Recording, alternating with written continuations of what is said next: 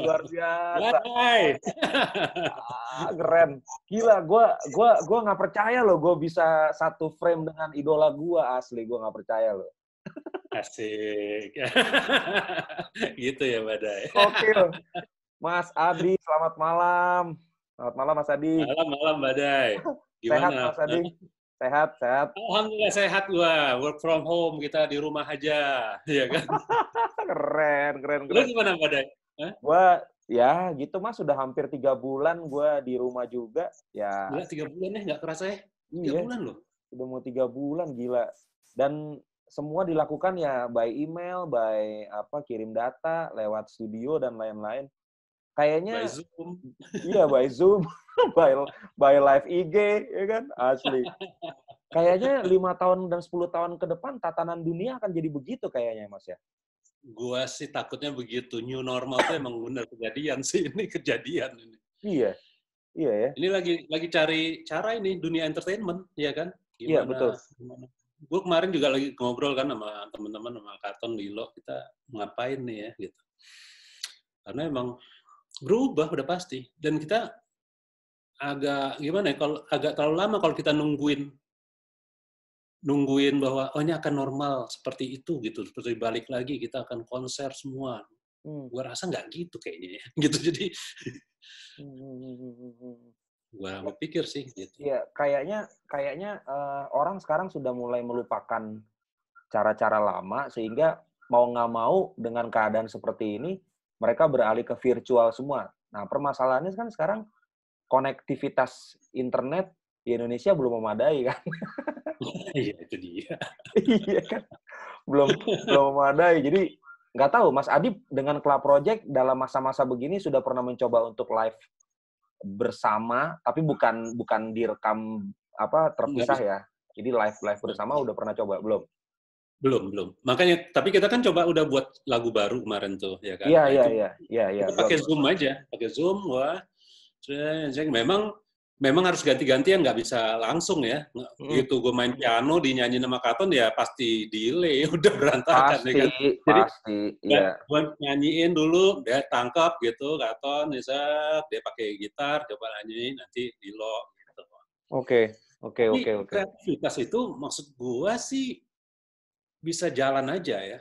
Ya gue rasa sih manusia udah pasti bisa ya, maksudnya dengan keadaan tertentu dia pasti akan adaptasi cepat lah gitu. Adaptasi lah. Itu dituntut adaptasi itu. Gitu Badai. Iya, Kayaknya sih gitu. sekarang Mas Adi udah dengar belum bahwa di Jakarta sekarang sedang dipersiapkan drive-in untuk Iya itu. kayak di Denmark waktu itu, Mas. Iya. Padahal kan sebenarnya Indonesia udah pernah ada kan dulu teater mobil ya. Iya benar. Iya Drive-in kan? itu ada Iya. dulu. Iya. Di Ancol dulu ada. Bener. Itu kan dulu kalau nggak salah di dekat Highlight Ancol ya, kalau nggak salah ya Mas ya. Zaman dulu Iya ya. di Ancol, persisnya di mana gue juga lupa, itu zaman, waduh, lupa banget. Ya itu. Tapi ya itu maksud gue, dunia entertainment ya akan berubah bentuk. Bentuknya seperti apa? Nggak tahu juga. Ini semua masing-masing nih memberikan alternatif. Nih kayak begini. Jadi gue pikir di sinilah lomba-lomba kreativitas, dan di situ ada opportunity juga, karena nggak mungkin berhenti kok. Nggak mungkin kita nungguin bersedih-sedih kapan ada pertunjukan kayak dulu. Ya udah beda gitu menurut gue. Oke. Kapan kita manggung kayak dulu? Ya nggak ada itu. Iya. Nanti mungkin gitu. Tapi sementara, karena istilah sementara itu kita nggak tahu. Kemarin kita pikir cuma berapa hari di rumah, ternyata udah 3 bulan.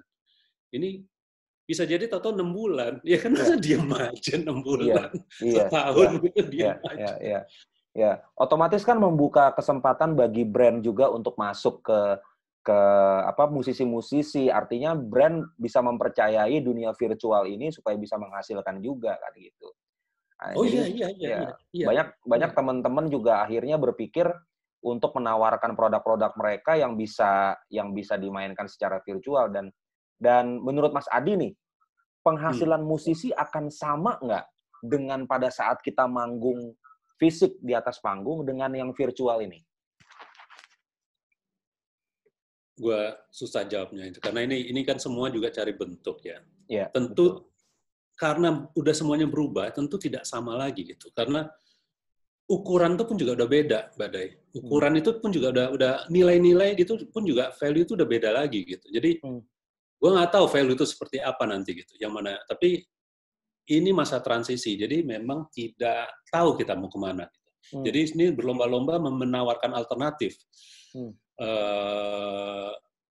Ya nanti yang kita akhirnya sepakati alternatif tersebut menjadi jalan kita sama-sama gitu, ya kan? Tapi ini menurut gue sekarang masa-masa alternatif nih. Makanya di sini orang berlomba-lomba menawarkan gagasan-gagasan macam-macam nih semuanya. Gagasan apapun juga dicoba gitu. Jadi menurut gue ini masa-masa orang dituntut kreativitasnya gitu, out of box, ya kan? Dan out of box juga gitu itunya gitu. Betul. Karena nggak bisa lagi kita memakai ruang atau box yang dulu lagi gitu, karena udah nggak sama, emang udah nggak sama, boxnya udah nggak sama gitu, jadi benar out of box. Inilah benar-benar out of box. Dan itu yang ya nanti begitu ya alternatif itu semuanya disampaikan sama semua banyak orang gitu, akhirnya ya disitulah filter lagi kan, yang mana yang paling cocok, yang mana. Jadi kita belum tahu gitu, belum tahu. Ini kita semua lagi menjajaki aja gitu, jajaki semua. Mencari bentuk yang ideal ya. Kemarin ngobrol juga sama Lilo ya, sama Katon. Apa kita konser aja, kita tapi benar-benar kita konser, mungkin penontonnya nggak ada, tapi kita tidak pre-recorded lah gitu ya.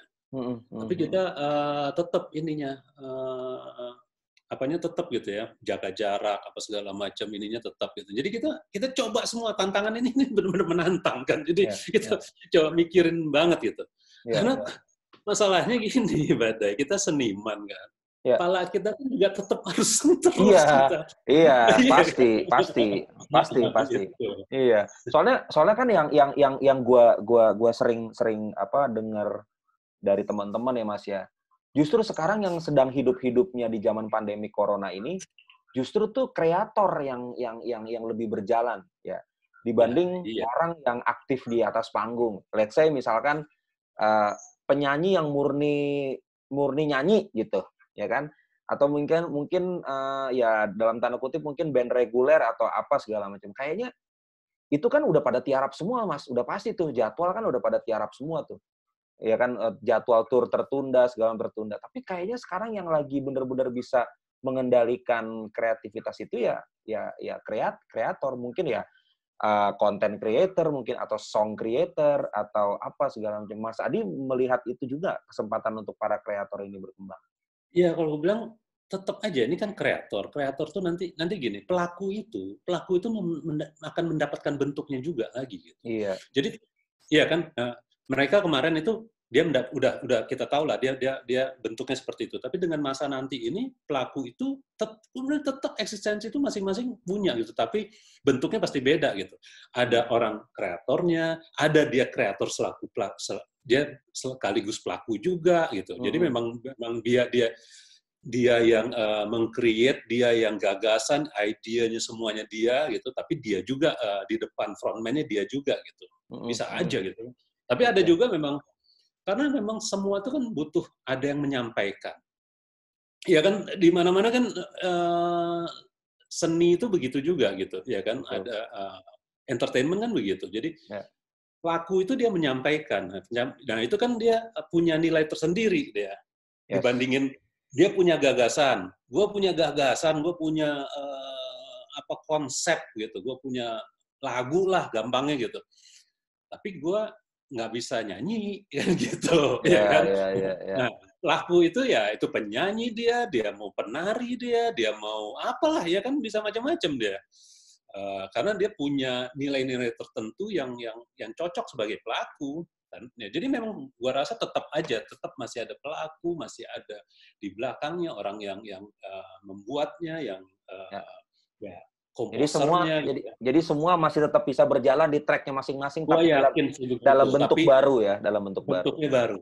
Gue yakin itu, karena semua ya ada bentuk baru, tapi memang ada yang jadi berubah-ubah lah, maksudnya yang tadinya ini di sini jadi primadona, yang ini mungkin beda. Ya itu gue rasa ya namanya juga sebuah perubahan kan tentu.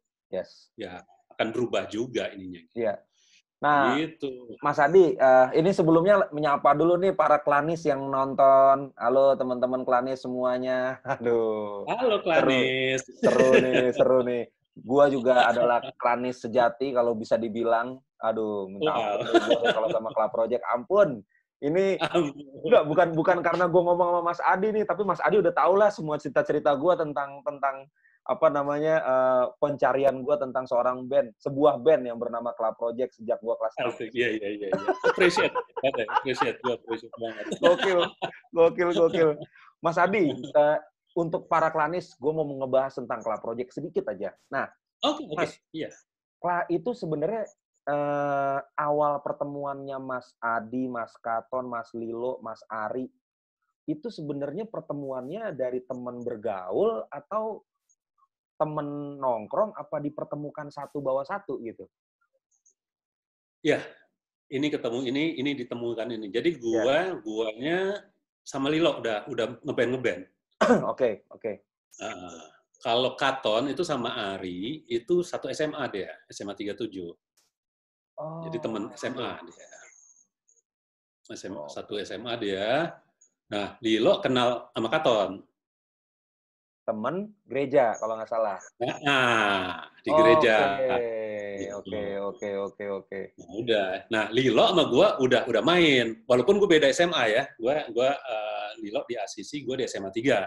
Iya. Tapi gue main band. Gue punya band sama Lilo. Udah main gue bareng. Namanya apa Mas bandnya dulu Mas? Dulu macem gue.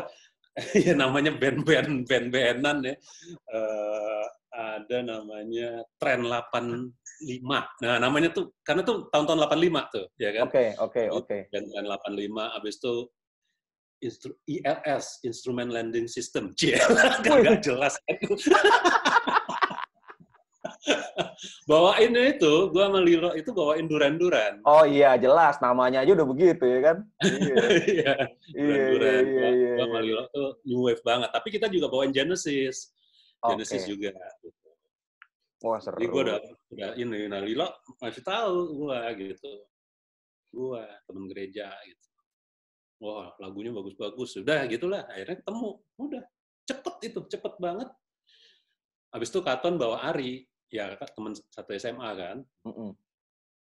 Udah kita buat demo 4 lagu. Nah, waktu itu lagu tuh semua masih Katon. Karena Katon yang karena gue juga belum buat lagu itu. Walaupun gue udah ngeband ya. Dulu gue bandnya lagi buat album juga. Gue lebih ada band profesional juga gitu, band rock sih. Tapi di Makara sendiri pun juga gue bukan pembuat lagu. Nah, balik lagi setelah, nah itu memang ya beruntungnya memang ya Katon sudah bawa beberapa lagu gitu. 4 lagu lah pokoknya kita buat demo. Udah buat demo langsung kita sebarin, diterima sama tim rekod Pak Yan. 4 lagu itu apa aja Mas? Mas Adi masih inget nggak? Lupa gue, tapi yang jelas ada Rentang Asmara. Oke, Rentang Asmara. Yang duet sama Mbak Siska ya? Lagunya Katon, yang Katon pribadi ya gitu. Jadi belum ada lagu Jogja, belum ada lagu, kan itu kan udah sama gua gitu. Lagunya Katon. Nah udah, tapi tidak termasuk tentang kita, Rentang Asmara. Habis itu udah kita buat, ya kayaknya Pak Yan itu tim rekor tuh tertarik sama Rentang Asmaranya. Nah begitu dikontrak, kita tapi dibilang ini ada peluang untuk singlenya keluar dulu. Singlenya jadi ada album namanya 10 Bintang Nusantara. Nah, jadi kompilasi kompilasi band-band baru semua waktu itu. Nah, ya udah masuklah di situ. Dari tim rekod dibawain, kita dapat 1 lagu. Nah, lagunya itu tentang kita. Jadi itu pertama kalinya keluar rilis itu tentang kita. Nah, ya ternyata diterima. Ya sudah. Ya jalan terus bergulir gitu, Badai. Iya. Memang awal keluarnya Club Project itu dengan power hit ya. Kalau gue bilang power hits tentang kita itu Dulu kan gue inget banget zaman TVRI, masih TVRI kan pada saat itu, yang belum ada TV lain kan Mas, ya kan? Iya kan? Yes, Itu acaranya adalah Selecta Pop gitu, Selecta Pop. Nah itu betul. keluar tuh lagunya Club Project tentang kita. Dan itu gue langsung, gue bilang, gila nih band, dari semua band-band yang mainnya rock, Malaysian rock segala macam, tiba-tiba keluar band yang fusion banget gitu. Yang gue bilang, wah keren nih, gue inget Mas Katon masih pakai bass yang kepalanya buntung tuh, yang Pas headstocknya nggak betul, ada. iya. Itu keren banget. Nah, itu Mas Adi waktu itu pakai keyboard apa ya rekamannya? Masih inget nggak Mas? Keyboardnya itu album pertama itu, Kla itu sangat dibantu sama almarhum Andi Ayunir. Oh iya iya iya, oke oke oke. Nah, Andi Ayunir tuh almarhum itu temen gua sama-sama dia di Singapura. Oh, Nah, teman kuliah apa gimana Mas? enggak, kita dulu tinggal Singapura waktu SMP gua, Oke oke SMP oke. bokap gitu ya kan. Nah, dia juga di situ. Nah, itu dia dia dari dulu tuh memang keluarga ngeband. Ya Kan ya kakaknya juga Ari Ayunir ya kan ya itu. ya. Habis itu dia udah biasa lah ngeband gitu. Nah, ya gue ingat dia di Jakarta, habis itu dia ternyata komplit, alatnya memang komplit, ada studio namanya A-System itu gitu. Nah, udah. A-System. Yes. Nah, gue itu bermusik itu belum belum biasa program-program gitu. Oke. Jadi yang namanya istilah program tuh gue nggak biasa, karena gue main band tuh main band live, gue dengan band rock kan biasanya gitu, Maksudnya main dengan benar-benar beberapa gitu. dua keyboard dimainin gitu langsung gitu ya Mas ya? Iya. Nah, gue Iya kan iya belum belum iya iya. zamannya program-program apa segala macam, dan gue nggak. Nah, makanya gue waktu sama tim record itu, kontrak kita yang paling penting royalti sama nyekolahin kita. Jadi gini, gue bilang sama Pak Yan, pokoknya lu biayain studio. Jadi gue coba oprek-oprek semua studio segala macam.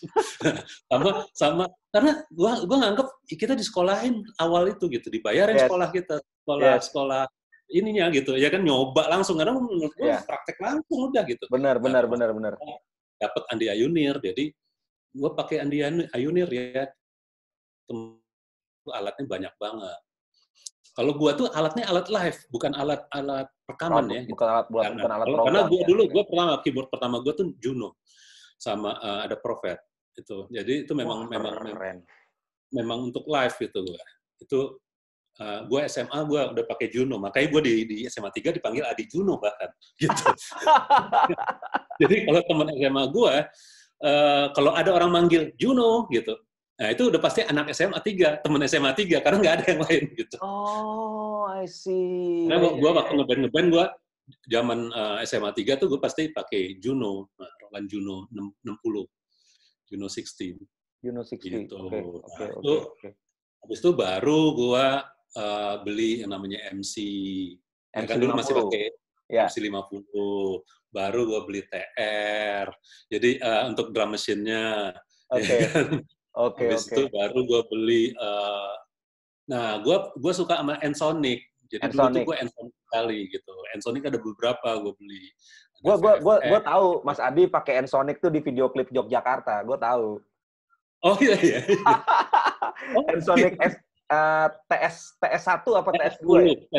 Tes10. S10. Ya, ya, ya, ya, betul, Tes10. betul. Iya iya iya. Ya, ya, ya, ya, ya, ya. Nah, jadi Oh, oke. gitu. Iya iya itu gue beli. Di situ gue sangat suka sama Ensoniq. Jadi mulai dari samplingnya juga ASR, habis itu synth-nya tuh ya udah itu TS, habis itu VFX, ada beberapa deh. Jadi gue emang pencinta Ensoniq gitu.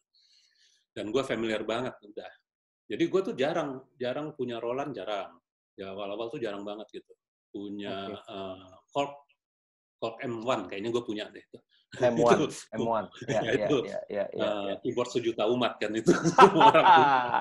Sama zaman dulu ada O1W Pro, ya kan? Oh iya workstation-nya itu ya kan. Ya, workstation-nya betul, betul, betul. Oh, berarti Mas Adi tuh punya keyboard yang termasuk aneh-aneh juga ya. Maksudnya kayak Juno kan mungkin di 90s mungkin orang belum banyak yang pakai gitu kali ya. Dulu banyak karena mereka dulu itu DX7. DX7. Yes. Sama Roland tuh D50. Oke, D50. Nah, Mungkin jadi yang gua SY77, SY88 dipakai juga kali ya Yamaha ya waktu itu ya. oh iya, iya. Nah, gua TG77 gua punya ininya, apa modulnya. Nah, itu Oh, gua sangat suka itu. Jadi kalau untuk layer-layer live dan untuk di album 3 itu gue pakai itu tuh banyak itu. TG77 oke. sound synth itu. Jadi itu sangat synth menurut gue. Itu Sangat seru. sinte. Asik. Nah, Gitu. kalau kalau Prophet itu kira-kira sound-nya kayak gimana Mas? Prophet itu Mas? Prophet itu sebenarnya lebih banyak untuk live gitu gue. Karena di Prophet itu ada arpeggio dan ada sequencer. Ya, jadi kalau lagu Oh, Duran-Duran tuh misalnya lagu apa ya itu Hungry Like a Wolf atau apa itu nah itu tuh kayak oke. gitu-gitunya ada dia bisa Oke. gitu. Oh, itu temponya dia Death of masih Prayer pakai misalnya tang tang tang tang tang tang ah, tang tang nah itu tuh dari sequencer. Jadi bukan sequencer yang ini tapi sequencer yang jadi pemain drumnya denger aja bunyinya gitu. oh, oke oke. Jadi yang bukan sync pakai headphone apa segala macam enggak lah itu. Jadi langsung langsung dari monitor wages aja Dari gitu ya monitor aja. dari Lari, monitor. kalau lari ya gue matiin, gue nyalain lagi kan. Iya iya iya, gokil. Zaman-zaman analog banget ya kalau gitu ya berarti ya, Analog, gokil gokil. analog, analog. Karena kalau Prophet itu kayaknya gue pernah lihat di zaman-zaman Purple itu pakai gitu ya. Terus zaman-zamannya apalagi Rush gitu, Yes itu juga kayaknya pakai Iya, iya, keyboard-keyboard iya, yang iya. begitu. Mm. Dia Nah, termasuk ya apa keyboard ini kan dulu kan ada penggemarnya Moog, ada penggemarnya Prophet. Jadi beda tuh, ya kan.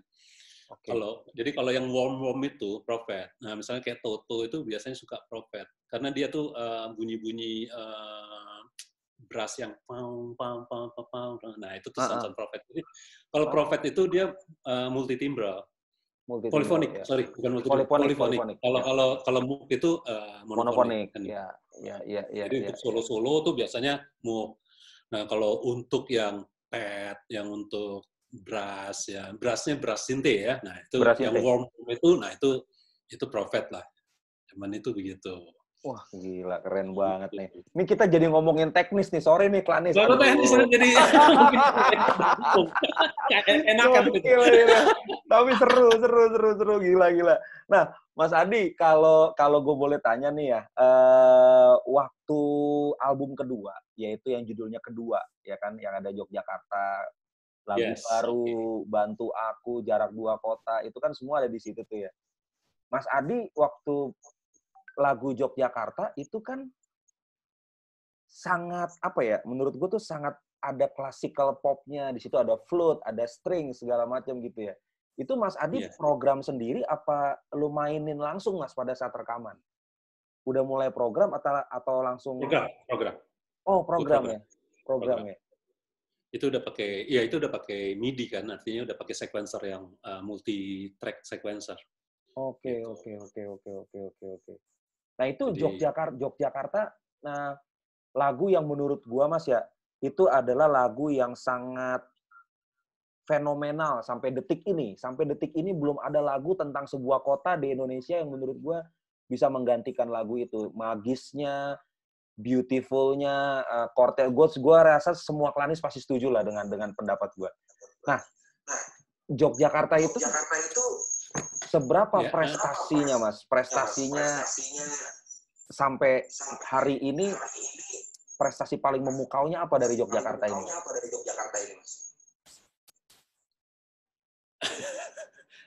seperti apa? Misalnya gimana? Jadi Yang memukau. memukau misalkan penghargaan paling tinggi deh untuk lagu Oh, itu. ya. Penghargaan paling tinggi Kalau ya. Jogja itu kita waktu itu belum ada AMI Award, kita adanya BASF Award. Nah, kita dapat Jogja itu sebagai lagu terbaik, sebagai dapat 3 kalau nggak salah. Jadi Oke. aransemen terbaik. Jadi award musik itu waktu itu BASF Award dapat. Habis itu dari yang membanggakan kita juga diundang sama Sri Sultan. Nah, kita juga diberi penghargaan atas lagu Jogja itu. Jadi Club Project diberi penghargaan gitu. Wah, Itu gila. sangat membanggakan kita. Sangat lah itu pasti ya. Karena gue pikir dari album kedua itu Itu kayaknya hitsnya ada berapa Mas ya di lagu itu? Di album itu. Apa ya hits? Tunggu, sorry. Hit singlenya. Itu gua lupa ingat ya. Itu lagu, jadi gini, pertama itu kalau nggak salah lagu baru dinaikinnya. Oh, oke. Lagu baru. Yang lupakanlah problem. Itu kalau nggak salah itu dulu gitu yang dinaikin. Jadi single pertama. Oh, single pertama itu. Iya. Oke. Tapi walaupun ya waktu itu kan kita masih anak baru ya, terserah dari seleranya si perusahaan rekaman lah gitu. Ya udah. Itu habis itu baru setelah berapa bulan baru naik lagu Jogja.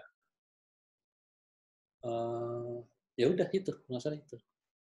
Oke. Gue lupa lagi sih lagu lainnya apa lagi sih. Ya. Kalau Lara Melanda itu nggak dijadiin hit single ya? Enggak ya. Lara Melanda enggak. Berarti dua lagu itu ya berarti ya, lagu baru sama Yogyakarta ya? Iya. Oke. Lagu baru Yogyakarta, betul. Gue lupa sih lagu-lagunya apa aja di situ. Aduh. Nah, itu yang main bass Mas Katon atau Mas Bintang Indrianto di album itu? Di album 1, Mas Bintang. Album 1 berarti album yang tape kebanting itu kan, yang tulisan self-titled. Sorry. Lara Melanda apa? Di album berapa? Album 2. Oh ya udah itu Bintang di situ. Gue yang hafal ya. Gokil. Gue yang hafal, gokil. Iya. Semoga album berapa? Album 1. Enggak dong. Semoga kalau nggak salah ada di best cut, Mas, yang warna hijau. Iya, tapi ada di album, semoga. Semoga album 2 ya. Semoga album 2 ya. Album 2. Yes. Karena kan gue pernah punya kasetnya yang warna hijau, Mas. Best Cut of Club. Best Cut itu. Best Cut, ya kan?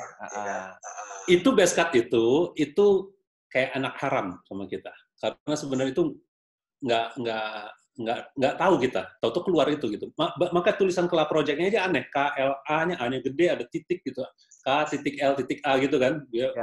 Gue inget banget gitu. Dan kita kesel gitu, karena satu logonya aja udah beda, ya. Nggak kayak Kla gitu.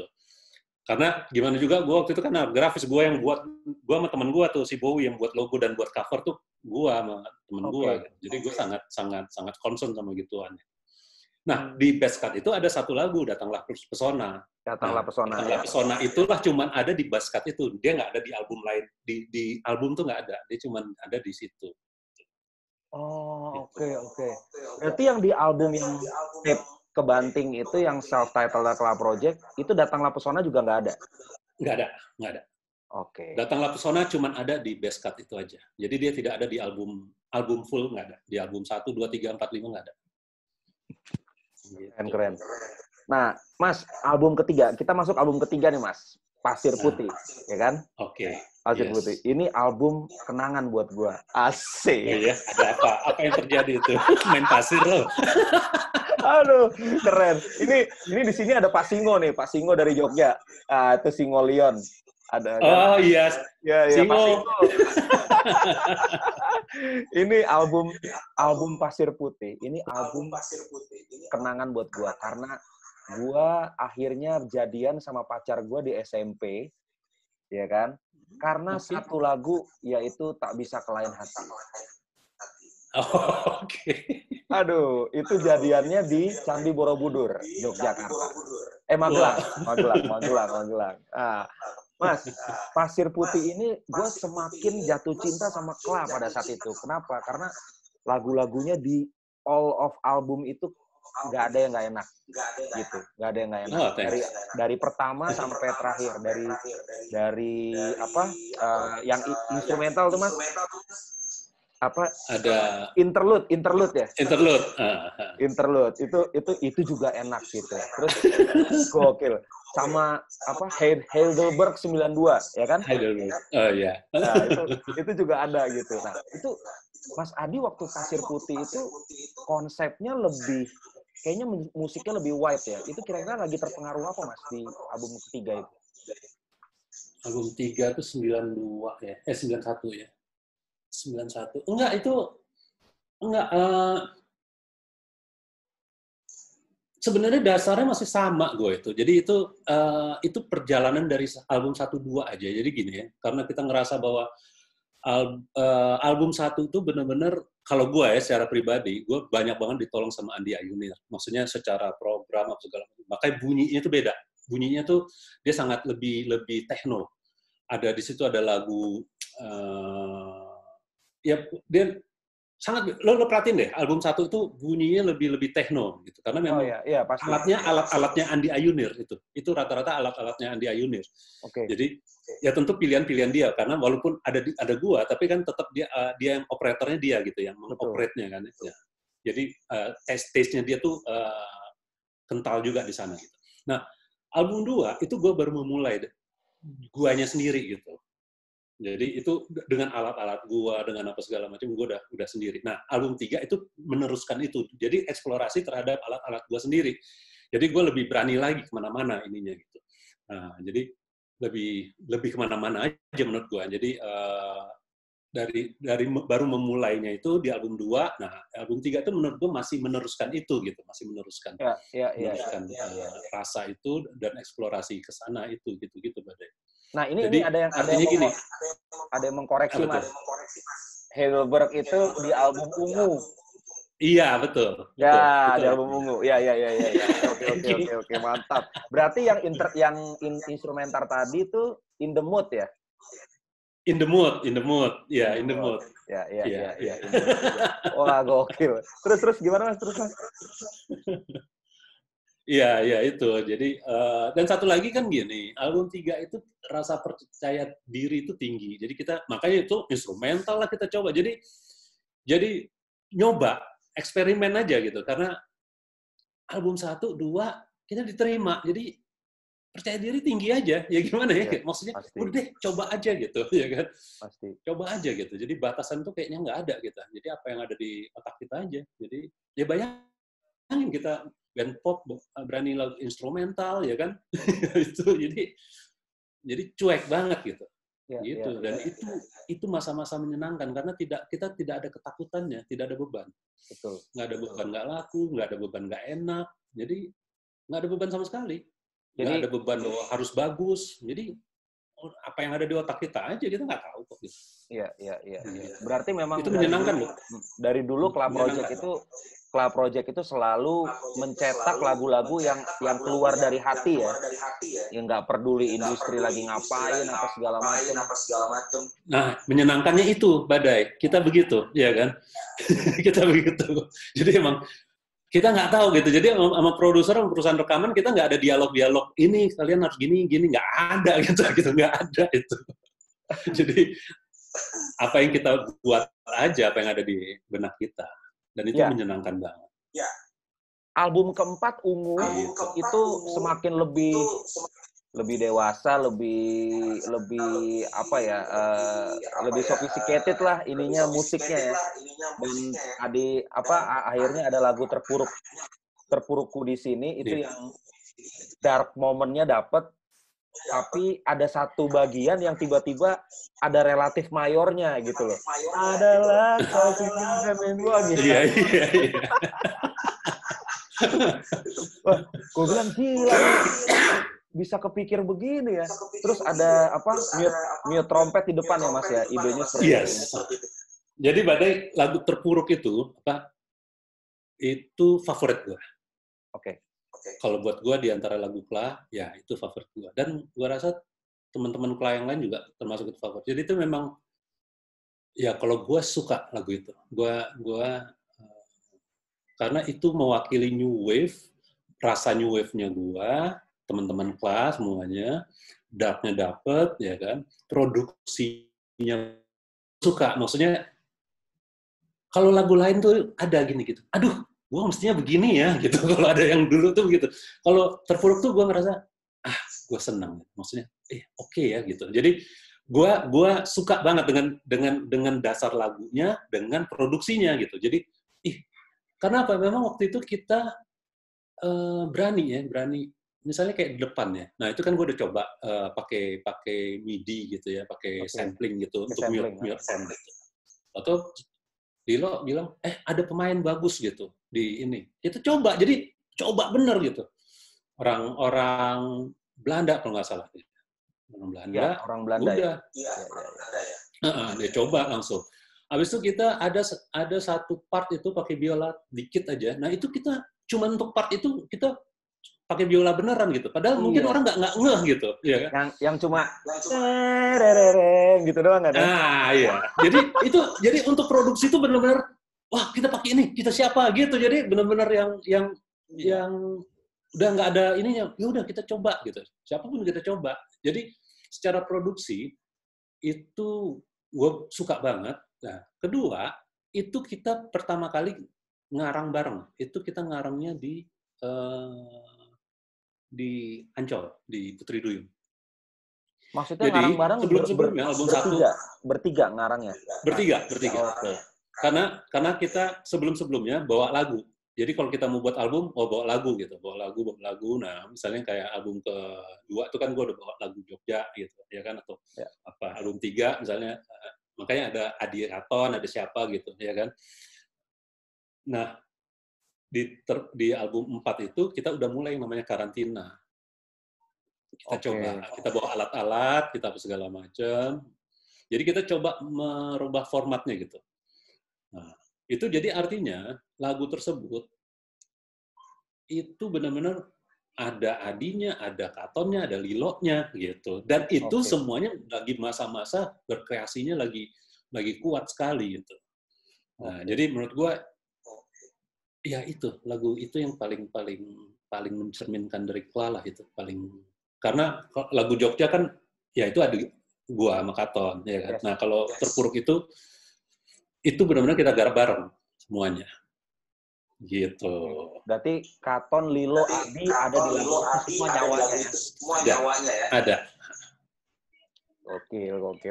Nah, ada lagu di situ yang menarik perhatian gua, Satu Kayu Berdua.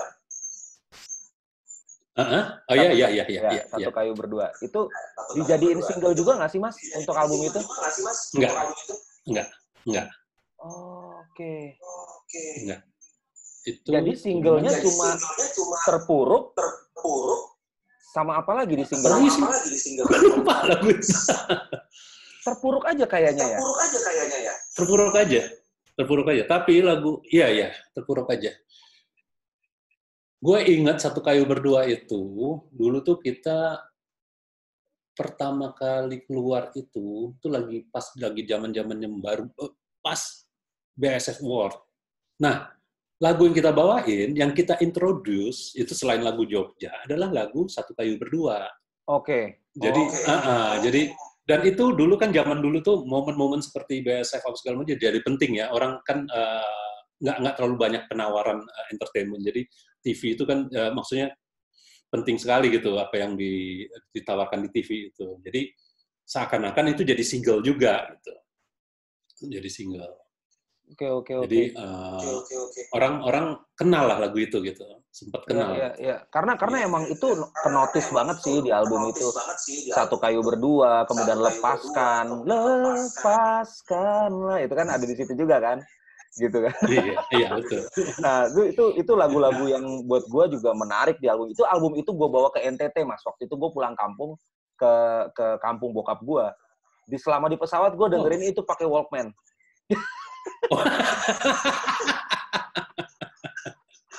Asik. Gila. Itu pertama kalinya gue lebih mendengarkan detail permainan bass dari seorang Dani Supit. Gitu. Oh iya. Kan additional player-nya di situ kan Dani Supit dan Ronald Kristianto kan di situ kan, apa namanya? Additional player bass sama drumnya kalau nggak salah ya. Soalnya ada fotonya tuh di covernya, Mas. Ada fotonya Mas. Kayaknya itu album 5 deh itu. Kenapa? Itu album 5 deh. Enggak, album ungu. Itu album 5 deh. Album ungu. Iya, oke. Asli, gue yakin. Ya kan? Nah, kalau album 5 kan kalau album 5 kan yang Romawi 5 kan? Romawi 5. Betul. Itu foto beneran tuh, foto-foto KTP segala macam ada di album itu covernya. Iya. Jadi itu ialah barang-barang pribadi, personal pribadi gitu, secara personal gitu, apa yang lo mau tampilin ya udah plat nomor lah gitu, ada apa ya terserah masing-masing gitu. Di album 5 itu Romansa, single pertamanya ya Mas ya? Romansa, betul. Agak itu, terpengaruh sama Sting nggak sih album itu? Lagu itu? Gua tidak secara sadar. Tidak secara sadar ya? Tidak secara sadar. Iya. Tapi pengaruh Sting udah pastilah ya, kita semua ngefans sama Sting, sama The Police-nya juga, ya kan? Termasuk Sting-nya sendiri ya kan. Tapi secara nggak sadar bisa aja, tapi secara sadar kita tidak. Maksudnya tidak pikiran ke situ gitu. Karena tetap itu konsepnya tetap konsep beat-nya beat statis. Jadi itu sebenarnya masih konsepnya terpuruk. Tidak. Itu beda dengan konsepnya Tak Bisa Kalian Hati. Itu kan dinamis ya, referennya naik ke segala macam kan begitu. Itu kalau Romansa itu sama terpuruk masih satu sama gitu. Itu sebenarnya sama aja kayak Jogja gitu, monoton. Beatnya itu monoton, ya kan? Oke. Ya. Nah, ya kan kalau jadi sama kalau Jogja kan itu terus kan begitu. Nah, jadi satu ritme yang kita pakai untuk mode referen apa segala macam.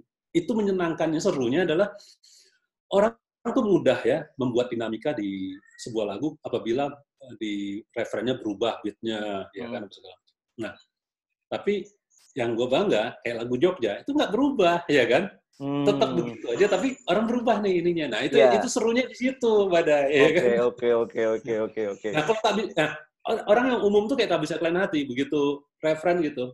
Deng. Jadi langsung di awal kan nggak pakai apalah, ya kan? Nah, itu biasa. Nah, Tak Bisa Kalian Hati itu formatnya sama kayak Menjemput Impian. Ya, kayaknya itu satu tipe ya. Sejenis lagunya ya. Menjemput Impian ya. Betul. Soalnya Menjemput Impian tuh karena apa? Itu lagu itu sebenarnya lagu yang sama, eranya sama gua karang awalnya. Jadi karena sama, waktu itu gue nawarin ke kelas 1 jadinya waktu di album yang kedua itu, ketiga. Ya kan? Album ketiga Pasir Putih ya, oke. Jadi waktu kita mengarang album klasik itu Menjemput Impian, gue ingetin lagi, gue ada lagu ini, ya udah dipakai, nah diterusin sama teman-teman di situ. Nah, memang ininya sama kan, karakternya bersama. Karakternya gitu, sama, betul. Kan? Terus interlude pianonya Mas Adi juga hanya ngambil tema kuatnya kan. Iya. Gitu kan. Baru disambut sama Mas Lilo gitu. Soalnya Menjemput Impian ini kenangan juga buat gue, Mas. Karena gue waktu di Krispati dipercaya bawain ini. Gitu kan. Wah gila, gue bahagia banget tawarin Mas Lilo. Dai, lo bawain Menjemput Impian aja. Wah gila, gue seneng banget. Gue bilang sama anak-anak. Itu Lilo yang ini nih, bukan lo yang milih, tapi Lilo yang... Mas Lilo menyarankan kalau nggak itu, waktu tersisa. Oh, oke. Iya. Tapi gue akhirnya dapat 2 kepercayaan di 2 lagu itu, Mas. Pertama Menjemput Impian di Krispati, waktu tersisa gue ngaransemen untuk Bung Glenn sama Topati di Grand Klakustik. Keren itu. Dapat dua-duanya jadinya. Dapat dua-duanya. Keren. Nah, Mas, Klakustik yang tahun 96 itu kan sangat fenomenal. Artinya konser akustik mungkin yang pertama yang menurut gua mempelopori konser akustik di Indonesia. Bener nggak sih kayak gitu? Gua nggak tahu, gua nggak berani ngeklaim juga, tapi ya mungkin bisa aja gitu. Iya, bisa aja. Belum ada akustik Krisya. Setelah itu mungkin bukan live juga. Ya, tapi bukan live deh kalau nggak salah. Bukan live. Ya, bukan live itu. Betul. Itu produksinya susah banget nggak sih, Mas, di akustik itu? Ya untuk ukuran Klah ya susah lah ya kita. mengambil soundnya, kejernihan soundnya dan segala macamnya itu gokil banget kan. Gini, Badai, kita orang-orang nganggap kita itu bukan band live. Kita sangat bandnya band MIDI, sequencer, apa segala macam. Itu sempat gitu. Jadi sebelum Klakustik itu begitu gitu, nganggapnya Kla itu band rekaman. Karena memang kita bukan band yang dari festival atau wah apa segala macam gitu. Nah, makanya Klakustik itu jadi momentum buat kita. Nah, kita juga bilang bahwa kita tanpa sequencer nih, kita benar-benar live nih. Dan kayaknya pertama nih kan gitu. Kita jawab gitu. Tantangan-tantangan tersebut kita jawab dengan keluarnya Klakustik tersebut gitu. Iya. Dan kalau gue puas gitu. Benar-benar puas banget. Maksudnya kita latihan tuh 20 hari dan sempat kita ngarang 2 lagu di situ. Jadi di situ kita lagi latihan gitu selama hampir sebulan. Nah, itu sisa 10 hari itu kita meluncur lagi ke Putri Duyung kita. Putri Duyung kita semalam di sana, ya udah dapat 2 lagu, Salamku Sahabat sama Gerimis. Gitu. Ada apa dengan Putri Duyung ya? Karena Putri Duyung selalu memberikan inspirasi. Enggak, gini Badai. Kalau di Jakarta yang paling gampang itu Putri Duyung sama Puncak. Jadi kalau kita gini, jadi album 5 itu kita ngarangnya di Bandung kalau nggak salah. Itu di mana di Dago. Ya kalau nggak salah. Ya pokoknya daerah Bandung lah, daerah dinginnya. Album 4 kan Putri Duyung. Album yang Jemput Impian itu di Puncak. Album klasik itu. Nah, Sintesa itu kita di Jogja. Jadi kita udah ke Jogja gitu. Kaliurang kalau nggak salah gitu. Jadi kalau di Jakarta, nah masa kita mau ke Kaliurang gitu, padahal kita lagi mau konser Klakustik kan begitu, ya kan? Jadi kita nggak bisa mau jauh-jauh. Tapi kita kalau di hotel aja juga males. Nah kalau di Ancol itu kan kita masih ada outdoor-nya, enak. Ada outdoor, ada pantai gitu-gitu ya Mas ya. Gitu. Keren. Gitu. Iya. Kalau Sintesa itu Sudi Turun ke Bumi, kayaknya itu merupakan inovasi gokil dari Kla Project sih. Iya. Wah, itu zamannya alternatif rock lagi berkembang kan, iya kan? Iya, Arkana, ya. Arkarna ya. Iya. Gua karena itu juga. Dia bilang, "Wis, ini nih udah eksplorasi ke sana." Tapi kayaknya nggak keterima gitu sama orang-orang. Iya ya, album itu ya Mas ya, album Sintesa ya, yang menurut penjualan Mas Adi pada saat itu penjualannya menurun atau memang biasa aja? Menurun ya. Jadi emang bahkan ada komentar orang gitu, kok nggak ada rasa Klanya? Jadi emang nggak ada beberapa yang nggak siap dengan perubahan tersebut gitu. Jadi ya beda gitu. Dengerin Sudi Turun ke Bumi ya emang beda lah sama Tak Bisa Kalian Hati sama Menjemput Impian. Ya iyalah. Yang satu ballad apa rock gitu ya kan, yang satu album digital banget. Iya, pasti beda lah. Iya makanya. Kok beda? Ini memang bener ya beda. Band yang sama enggak emang maksudnya. Tapi menurutku Mas, tetap ada Klanya di situ karena masih ada Saujana kan. Ada, iya. Masih ada Saujana. Nah, setelah itu kita nggak bisa diangkat lagi. Kenapa? Karena Indonesia sudah sempat krisis gitu. Ya. Jadi, nah, yang waktu belum krisisnya itu waktu ngangkat Sudi Turun. Jadi waktu perubahan berikutnya itu kita udah, itu kan 97, nah 97, 98 itu kan habis itu Indonesia udah lagi masa-masa berat lah, ya kan?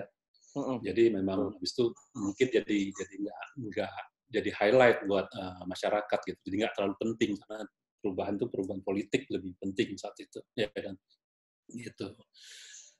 Nah, Mas Adi, dari semua album Kla Project yang paling fenomenal menurut Mas Adi, dari penjualan, dari penghargaan, dari animo penggemar, jadwal off air, kira-kira kalau boleh dipilih satu, album apa yang sangat merubah hidupnya Mas Adi dan teman-teman Kla?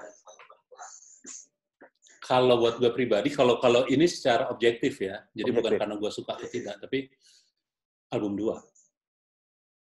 Kedua, Album 2. berarti. Karena gini, album 1 kita nggak tahu gitu. Oh, berhasil ya, untung-untungan lah gitu kali. Ya kan, kita juga nggak tahu. Ya, ya. Album 2 lagu Jogjanya habis itu dapat penghargaan, dapat apa segala macam. Nah, itu kita merasa pede. Oh, ini dunia kita kalau gitu. Jadi gua, Lilo, Katon semua itu jadi pede lah gitu. Makanya album 3 kan tadi lebih eksplorasi kan. Jadi nah di situ kita ya udah gitu. Gua waktu itu masih kuliah di mana gitu, ya udah nggak kuliah lagi gitu, atau ya sorry bukan, jadi kita udah nggak kepikiran, jadi kita benar-benar udah di sini kita gitu. Kita ya udah jalannya ini kita gitu. Oke. Album 2 lah kalau buat gua, album 2, dan memang karena ada penghargaan dan memang lagu Jogja itu, dan itu adalah setelah ada album 1 yang berhasil. Jadi oh iya ya, kemarin jadi bukan kebetulan nih. Jadi artinya kita kan takut one hit wonder juga. One hit wonder. One hit wonder. Iya, benar. Jangan-jangan kemarin itu truk habis itu nggak dapet lagi kan, nggak tahu kita. Ya kan? Jadi begitu ada album kedua, nah udah segala macam, dan lebih jelas lah gitu orang. Oke, habis itu kita, karena itu juga kita dapat tour dari Wismila, itu juga secara off air kita. Oh gitu ya. Habis itu kita juga dipakai juga sebagai iklan oleh Wismila. Iya benar, Wismila Mas. Gue pernah lihat tuh. Gue pernah lihat. Nah jadi artinya kita kan diterima gitu loh, ya kan? Ya, itu bukan di album 1, tapi album kedua kan gitu. Yes. Mas Adi, gue tertarik mau bertanya ini. Mas Adi dulu pernah punya partner bikin lagu, yang mana itu adiknya Mas Adi sendiri kayaknya ya? Yes, Ipe. Mas Ipe. Itu menghasilkan, kalau nggak salah menghasilkan banyak lagu kan ya? Untuk artis Indonesia kan? Lumayan ya? Itu siapa aja Mas? Kalau nggak salah yang Selamat pagi, siang, sore, dan malam. Itu kalau nggak salah ada Mas Adi juga di situ kan? Ya itu bandnya dia, bandnya Ipe itu, Indie nama bandnya. Oke. Itu emang. Jadi gua tuh kan tidak pembuat lirik kan, jadi lagu-lagunya gua dan ada lagunya, nah itu sama Ipe. Ya itu contohnya Terlanjur Sayang, itu kan Memes itu, ya.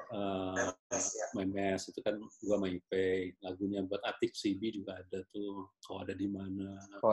Ya. Itu lagunya Lingua juga. Lingua, ya kan? Judulnya Jangan Kau Henti. Jangan Kau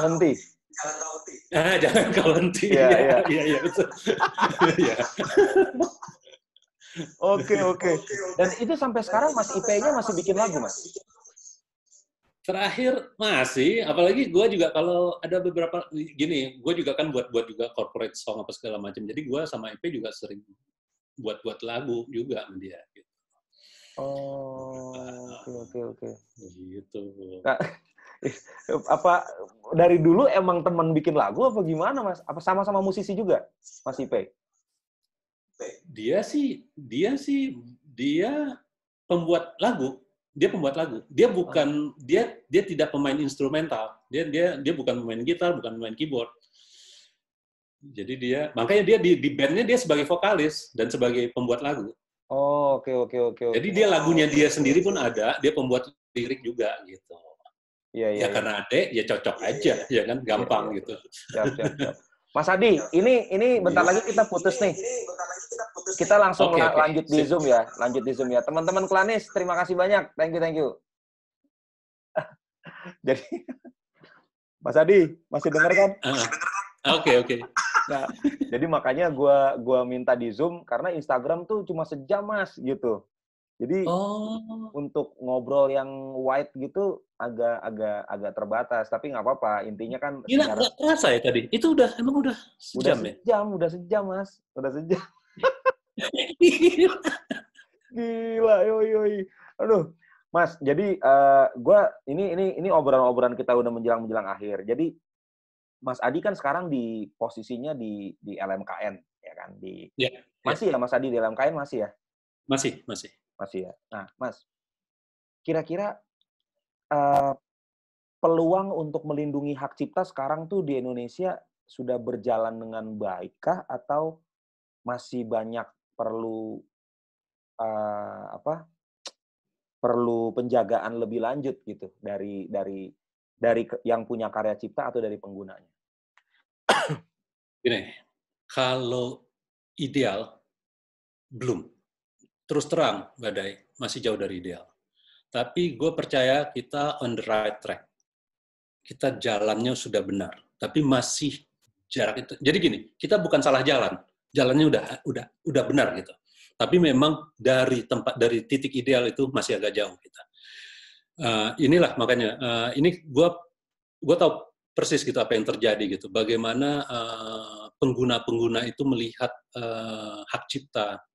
Jadi ada yang ngerasa bahwa itu satu hal yang barang aneh, ada yang ngerasa bahwa itu pajak gitu. Padahal kita selalu bilang ini kita tidak pernah, ini bukan pajak, jangan samain gitu. Ini pilihan. Kalau Anda tidak pakai, kita tidak akan narik dari Anda. Kan begitu, iya kan? Ya. Tapi gue selalu ingin coba menerangkan. Jadi gini, pemahaman tentang hak cipta itu sendiri yang masih belum dipahami. Gitu. Jadi seakan-akan, gue selalu bilang ini adalah properti. Ini sama kayak properti, namanya intellectual property. Nah, ini sama seperti kayak apa? Mobil. Mobil Anda kalau dipakai, marah nggak Anda kalau nggak bilang-bilang? Ya. Iya kan? Nah itu analogi atau tepat sekali. ruko Anda dipakai, Ya.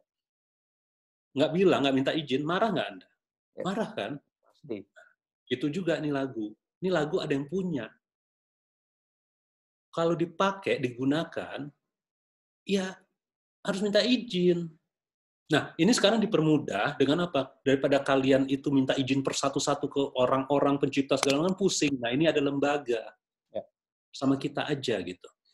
Udah jelas segala macamnya. Dan kita tidak memaksa untuk kalian harus pakai ya. Tidak kan? Datang-datang, lo harus pakai lagu, dan lo harus bayar. Kan nggak gitu. Karena kalian pakai lagu, ya kalian memanfaatkan lagu, ya kalian bayar. Gitu. Ya. Kalau kalian keberatan, ya udah nggak usah pakai lagu. Ya. Kan begitu. Betul. Ya, sesimpel itu gitu. Nah, itu sebagian sudah mulai memahami itu.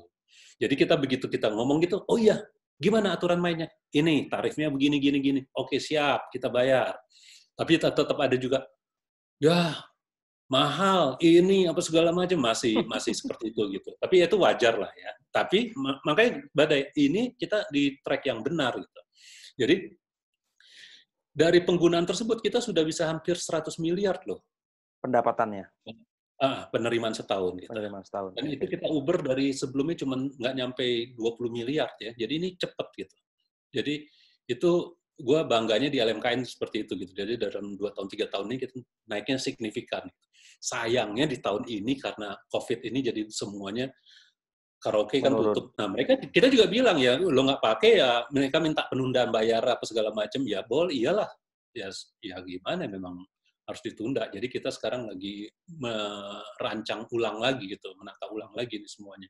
Karena yang terkena tuh benar-benar pemakai lagu itu gitu, hotel, karaoke, dunia entertainment semuanya kan yang menggunakan musik, kafe segala macam tutup semua kan.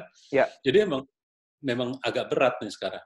Tapi tadi pertanyaannya Badai bagaimana sekarang ini gitu? Ya menurut gua memang belum ideal tapi di track yang benar. Jadi ideal, jangan ganti track kita. Ya. Jangan kita berubah ke sini gitu. Wah, lebih ngaco lagi menurut gua gitu. Nah, jadi kita mendekati ke arah terus mendekat tiap tahun tuh mendekat ke arah yang lebih ideal. Itu Badai. Oke. Gitu. Tapi menurut gua masih tetap harus diperjuangkan. Mas, berarti cukup berita baik ya bahwa kan banyak sekali pencipta-pencipta lagu yang bertanya, sebenarnya ini gue bener nggak sih memandatkan pengelolaan hak cipta gue kepada LMK seperti WAMI, seperti Yayasan Karya Cipta, dan juga ada LMK untuk session player, arranger itu di Prisindo, lalu ada beberapa juga yang lain. Nah, mereka selalu bertanya, bener nggak sih gue memandatkan itu? Karena sebenarnya pertanyaan mereka tuh kebanyakan soal ini. Misalkan ada pelanggaran hak cipta, katakanlah lagu gua dipakai sama misalkan artis cover, let's say artis covernya si A. Nah, si A ini tidak mengurus lisensi izin covernya kepada publishing. Karena kan di dalam Undang-Undang Hak Cipta kan dikatakan bahwa setiap tindakan yang menyangkut dengan manfaat ekonomi itu wajib mendapatkan izin dari pemegang hak cipta. Itu kan dijelaskan dalam Undang-Undang Hak Cipta. Tapi si cover ini, artis cover ini tidak mengurus nih lisensinya kepada publishing si pencipta lagu tersebut. Sehingga covernya naik ke YouTube, lalu audionya dicuri oleh agregator lain, yang mana agregatornya tidak berlisensi dengan Indonesia, atau dengan pihak-pihak publishing, sehingga bisa naik tuh Mas, ke digital platform. Nah itu akhirnya crash antara pencipta lagu ini sama artis cover ini, sehingga saling bertahan. Artis covernya bilang, lah ini kan lagu sudah banyak di cover orang lain, kenapa harus gua yang ditegur gitu kan? Ada juga pencipta lagu bilang, lu nggak izin sama publishing gua, lu dari mana lu bisa naikin ini ke digital platform? Sehingga ada banyak yang berujung kepada penuntutan. Nah, pencipta lagu banyak bertanya ke saya, Mas, ini LMK ini punya sisi advokasi nggak sih buat pencipta lagu? Karena kan selama ini LMK ini hanya bertugas sebagai royalty collecting saja gitu kan. Artinya ya mengambil manfaat ekonomi yang dibagikan kepada orang-orang yang memandatkan ke mereka. Tapi advokasinya belum kelihatan. Menurut Mas Adi, kira-kira gimana tuh Mas? Sayangnya memang betul, Badai. Memang porsi dan peran dari tanggung jawabnya LMK itu di situ. Makanya dia lembaga manajemen kolektif. Jadi dia yang secara kolektif gitu ya, orang-orang dia menarik, menghimpun dana itu ke situ gitu. Jadi bukan tentang advokasi, bukan itu gitu. Jadi memang di dunia lain pun begitu juga. Jadi itu bukan perannya LMK, bukan peran, kalau di luar namanya CMO, bukan. Jadi memang itu adalah publisher. Jadi disitulah kenapa mestinya tiap pencinta punya publishing sendiri. Jadi si publisher itulah yang ya dialah yang mempertahankan rights-nya, yang dia memperjuangkan rights-nya gitu. Kalau si CMO ini LMK ini dia menagih, dia coba ada yang orang pakai, dia pakai gitu. Jadi ruang lingkupnya beda sekali gitu, sangat beda gitu. Nah, memang ini yang diangkat sama Badai ini tadi adalah tentang YouTube ini. Ini memang kompleks ya. Jadi emang ini kita tidak punya jawaban karena undang-undang memang menyatakan segitu, tapi praktek yang berlaku tidak seperti itu. Beda banget. Nah, itu kan ini rumitnya begitu. Jadi kita belum tahu bagaimana hukum memandang ini nanti. Jadi kalau gua belum tahu nih apa ujung-ujungnya di tuntutan hukum. Kalau di tuntutan hukum akhirnya si hakim-hakim ini mengketok palunya seperti apa. Dan itu menjadi acuan jadinya, ya kan? Kenapa? Karena memang praktek itu si YouTube punya mekanisme tersendiri sebenarnya, ya kan? Si YouTube punya mekanisme sendiri. Tapi undang-undang berlaku sayangnya memang punya proteksi tadi bahwa orang menyanyikan atau apa harus minta izin kan gitu. Ya. Tapi gue terus terang ya, itu praktek tersebut emang agak rumit gitu kalau untuk menyanyikan itu di mengcover itu minta izin gitu kalau di sana, ya kan? Karena menurut gue nanti itu izin itu tidak akan dunia namanya hak cipta itu akan dipermudah dengan penggunaan. Jadi yang orang itu akan terikat dengan nilai-nilainya aja gitu. Jadi bukan tentang izin atau tidak izinnya. Karena nanti ke depan itu ada konsekuensi dari pencipta. Begitu dia mencipta, dia tuh di publik, dia akan dipakai sama orang lain. Tapi dia tidak kehilangan haknya secara komersial. Tapi dia tidak bisa tidak mengizinkan orang itu tidak boleh lagi gitu. Karena Badai udah ngarang, ya lu ngarang, lu publish, ya resiko lu lah lo di cover, kan begitu. Tapi lu boleh marah kalau gua cover lagunya Badai, gua dapat 100 juta, habis itu lu nggak gua kasih, ya lu boleh marah, kan begitu, ya kan? Jadi lebih bagi-baginya yang jelas gitu. Tapi tidak istilahnya izin mengizin. Jadi nggak ada istilahnya lagi gitu. Gua nggak izinin, nggak ada gitu. Maksudnya nggak bisa lagi orang tidak mengizinkan tersebut gitu. Jadi ke depan tuh akan ke sana gitu. Orang mudah aja, tapi nanti ada tatanan yang ada aturan mainnya. Gue pakai lagunya Badai, gue nggak perlu minta izin, nggak bisa perlu izin tertulis, tapi gue begitu udah dapat nilainya semuanya, gue harus share sama Badai. Gitu. Mesti tatanan begitu. Jadi semuanya simple gitu. Jadi tapi fair.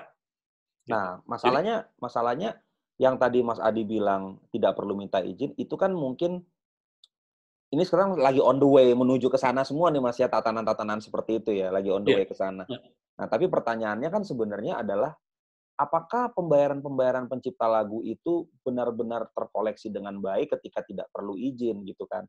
Karena sementara di pasal 5 Undang-Undang Hak Cipta dikatakan hak moral daripada pencipta adalah berhak untuk merasa keberatan jika ada distorsi ciptaan, ada Oh, mutilasi benar. ciptaan dan segala macamnya, ada kegiatan-kegiatan yang memang tidak diketahui oleh pencipta. Karena kemarin gini Mas, ini baru kejadian kemarin ya. Ada beberapa lagu diganti liriknya, dinaikkan ke YouTube. Oh, Lalu tunggu. tidak berizin kepada pencipta lagu itu udah pasti gitu. Tapi ketika diprotes, akhirnya banyak orang yang bilang bahwa ya banyak kok lagu-lagu lain kayak misalkan band parodi atau apa ya di TV dan segala macam itu juga merubah lirik lagu. Nah, ini sebenarnya kan yang menjadi pertanyaan beberapa komposer bahwa untuk apa ada sebuah produk undang-undang hak cipta yang mengatakan bahwa hak moral pencipta salah satunya adalah berhak merasa keberatan jika itu terjadi, tapi di dalam aplikasinya yang seperti tadi Mas Adi bilang, banyak banget stasiun televisi yang tidak mengarahkan timnya untuk memberitahukan dulu bahwa ada parodi, ada perubahan lirik, ada perubahan maksud dan tujuan, kayak gitu Mas. Jadi Kalau gue setuju, Badai. Mhm. Gue nangkep ya. Nah, ini beda ya. Tadi gue nggak mikirin tentang hak moral ya, karena gue Mhm. itu tadi yang gue pikir adalah secara moral dia mengikuti lagu tersebut gitu. Ya, ya, ya, Beda ya, kalau ya.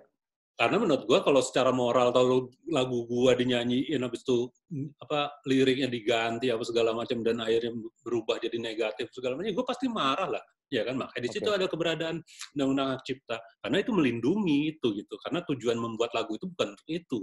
Ya, Jadi nilai itu harus tetap terjaga dong, Badai, ya kan? ya, ya, Jadi, ya, kalau tadi gua dalam konteksnya dia tidak merubah-rubah atau merugikan secara moral dong, ya kan? ya, ya, Tadi adalah secara komersil misalnya lagunya itu ya lo ada penyanyi bawain lagu menjemput ya, impian ya sama aja gitu ya nggak apa-apa menurut, tapi begitu dia ya. dapat nilai-nilai ya lo Manfaat bagi, tapi ekonomi begitu itu dia harus dibayarkan. Ya, nah, tapi betul. begitu dia ganti itu apalagi liriknya rasis, Ya, sara, ya gue marah dong, ya kan? ya, Atau ya, yang tidak sesuai ya, bukan haknya dia, tetap ya, itu haknya gua gitu.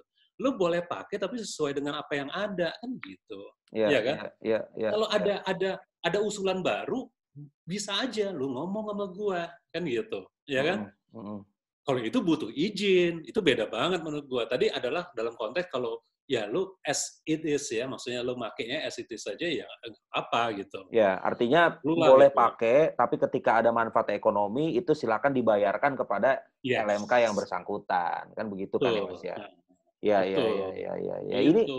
ini sih kegundahan-kegundahan yang terjadi di zaman digital ini sih Mas, karena banyak banget kemarin-kemarin eee, banyak apa namanya, asumsi yang berbeda-berbeda gitu, bahwa pencipta lagu Benar. menganggap bahwa ini di pasal segini Gini, Bang. dibilang Ini terus harus terang ya gue berizin, jawab ya. heeh, heeh, Gitu. heeh. Kegundahan ini menurut gue ini gini, undang-undang kita sorry to say memang harus diupdate lagi. Nah, jadi makanya tadi undang-undang benar itu, tapi ada beberapa hal secara praktek jadi ketinggalan kita Mhm. aturan main itu, ya kan? Jadi membingungkan gitu, ya kan? Tapi bukan berarti semua undang-undangnya itu undang-undang cipta itu nggak bisa dipakai menurut gua, atau beberapa hal. Ini cuma beberapa hal aja, yang lain tuh sangat gitu, secara Mhm. moral, hak moral itu kita tetap itu gitu. Tapi, nah makanya gue bilang ini udah waktunya lagi kita mengupdate undang-undang menurut gua gitu, karena aturan itu memang harus sesuai dengan praktek yang terjadi. Karena Oke. kalau nggak aneh dong, ya kan? Dia mengatur sesuatu yang beda. Ya tatanan jadi berantakan dong. Jadi makanya sekarang harus ini kan undang-undang itu kan 14.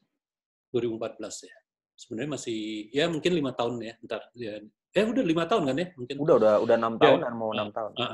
jadi mestinya apalagi ini kan dunia ini kan sangat update ya, berubah-ubah karena ini sangat berhubungan dengan teknologi ya kan, seni ini kita hak ciptanya sangat berubah. Jadi menurut gua harus bisa diupdate. Bahkan mungkin ada undang-undang baru. Jadi kalau di Amerika kan ada yang namanya Music Modern Act, MMA. Jadi dia MMA. ada Copyright Act juga. Jadi mungkin ini tetap ada undang-undang cipta, tapi nanti ada undang-undang pembaruan tentang apa gitu ya kan, undang-undang teknologi musik atau apa. Jadi, nah tapi yang gue sayangin kemarin keluar itu adalah undang-undang permusikan. Nah itu menurut gue agak beda. Mestinya Ya. undang-undang itu kayak undang-undang MMA, Modern Music Act Amerika itu, jadi dia bukan tentang ngatur si musisi ya gitu, tapi keberadaan tatanannya gitu. Nah, Tata kelolanya tata ya, Mas. kelolanya. Tata kelolanya. Jadi Ya. gue kemarin agak against memang terhadap undang-undang musik gitu, karena menurut gue di dunia itu memang jarang undang-undang musik. Ya, ya, Waktu itu ya, sorry ya. aja, waktu itu gue agak nggak setuju gitu sama undang-undang musik Ya. itu, karena menurut gue tidak bisa musik itu diatur. Yes, betul, Akhirnya betul. kan begitu jadinya gitu, malahan berbalik gitu, ya kan? Masa bisa lirik lah dia iniin, ya kan bisa kena up segala macam gitu. Jadi menurut gua nggak boleh itu gitu. Ya, ya, ya, ya, ya. Tatanannya benar, tatanannya nih, karena ada beberapa hal yang memang harus diatur, kalau nggak jadi chaos atau jadi siapa yang kuat dia menang kan, itu Ya, yang betul, fair. Nah, betul.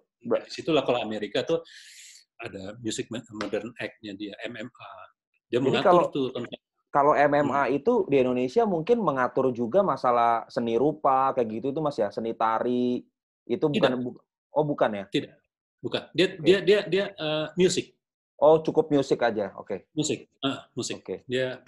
Nah, maksud gua undang-undang hak cipta itu sangat terlalu luas. Itu Ya, kan di situ kan ada potret, ada apa tari, ada buku apa segala buku macam kan. betul, betul. Jadi sekarang makanya sekarang musik itu, nah, musik kekinian sekarang ini nih industri musik itu seperti apa tatanannya. Nah, itu yang harus ada aturan mainnya lagi gitu. Oke. Jadi ke situ gitu. Jadi di situ mungkin juga akan masuk lagi lebih ditata gitu perannya publishing ya kan. Habis itu LMKN, LMK semuanya ya kan, penggunaannya seperti apa, platform-platform digital itu seperti bagaimana do and don'ts-nya ya kan. Makanya itu di situ ke sana gitu. Jadi lebih ke pengaturan tatanan industrinya, musik Ya, gitu. ya, ya, ya. Jadi kita nggak usah karena undang-undang hak cipta itu sangat luas sekali, banyak banget, mulai dari arsitektur apa segala macam kan gitu. Jadi ini lebih oke, hak ciptanya sudah ada, tapi tatanannya diatur nih lewat sebuah undang-undang yang Ya, lebih rinci, lebih fokus ya, gitu. ya, ya, ya. Kalau gue sih mau memperjuangkan itu kita. Jadi ini bukan mengatur bagaimana lu berkarya.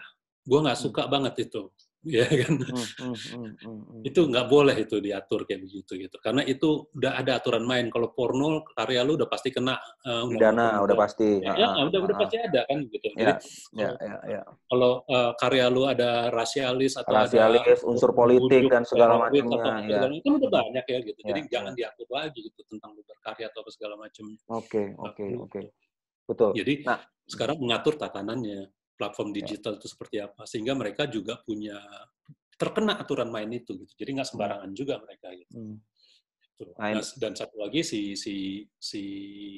pelakunya, kitanya, senimannya juga jadi aman gitu, ya kan?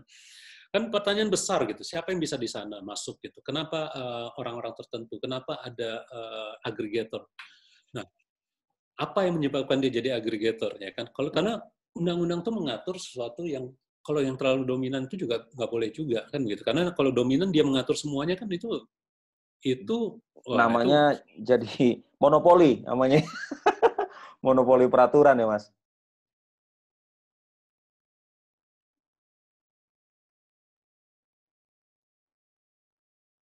Freeze nih.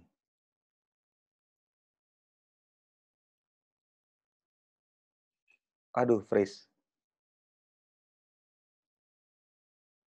Mas Adi. Aduh, freeze.